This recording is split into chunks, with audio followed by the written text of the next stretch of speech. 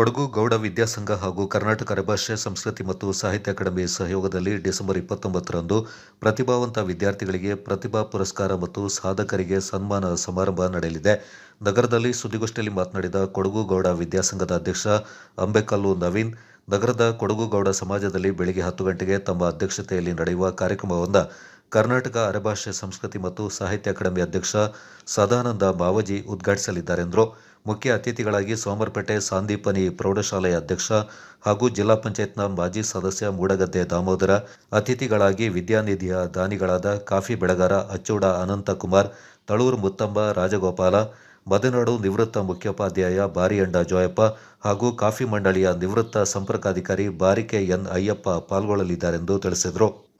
50 ವರ್ಷಗಳಿಂದ ಕೊಡಗು ವಿದ್ಯಾಸಂಘ ಪ್ರತಿ ವರ್ಷ ಮಕ್ಕಳಿಗೆ ಪ್ರತಿಭಾ ಪುರಸ್ಕಾರ ಹಾಗೂ ಸನ್ಮಾನ ಸಮಾರಂಭವನ್ನು ಹಮ್ಮಿಕೊಳ್ತಾ ಬರ್ತಾ ಇದೆ.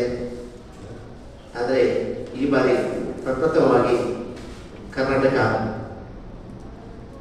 ಅರೆಭಾಷೆ ಸಂಸ್ಕೃತಿ ಮತ್ತು ಸಾಹಿತ್ಯ ಅಕಾಡೆಮಿ ಇವರ ಸಹಯೋಗದಲ್ಲಿ ಹಮ್ಮಿಕೊಳ್ಬೇಕಂತ ನಾವು ತೀರ್ಮಾನ ಕೈಗೊಂಡು ಈ ಭಾನುವಾರ ಅಂದರೆ 29ನೇ ತಾರೀಕಿನಂದು ಗೌಡ ಸಭಾಂಗಣದಲ್ಲಿ ನಮ್ಮ ಈ ಕಾರ್ಯಕ್ರಮ ಹಮ್ಮಿಕೊಂಡಿದ್ದೀವಿ. ಈ ಕಾರ್ಯಕ್ರಮದ ಅಧ್ಯಕ್ಷತೆಯನ್ನು ನಾನು ವಹಿಸಿಕೊಂಡಿದ್ದೀನಿ. ಉದ್ಘಾಟಕರಾಗಿ ಕರ್ನಾಟಕ ಅರೆಭಾಷೆ ಅಕಾಡೆಮಿಯ ಅಧ್ಯಕ್ಷರಾದ ಶ್ರೀಯುತ ಸದಾನಂದ ಮಾವಜಿಯವರು ವಹಿಸಿಕೊಂಡಿದ್ದಾರೆ.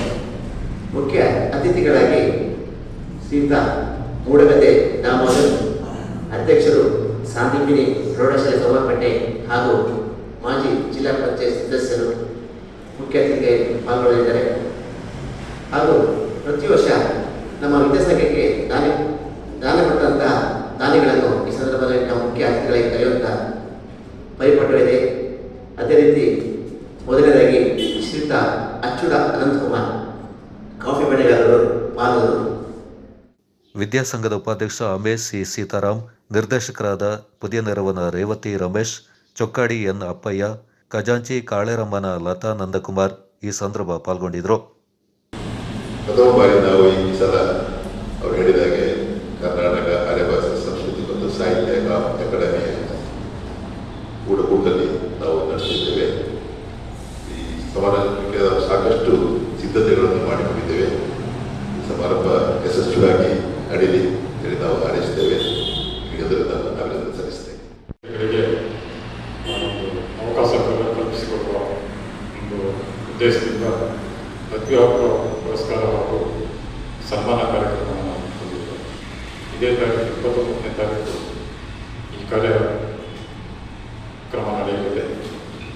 ನಾವು ಇಂದಿನಂತೆ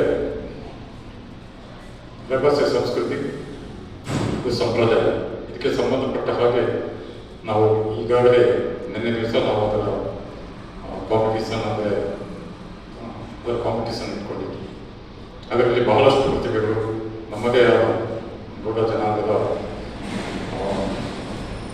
ಆಚಾರ ವಿಚಾರಗಳ ಬಗ್ಗೆ ಹಾಗೂ ಶೋಭಾನೆಯ ಬಗ್ಗೆ, ಹಾಗೆ ಮಕ್ಕಳಿಗೆ ಛದ್ಮ ಬೇಸರ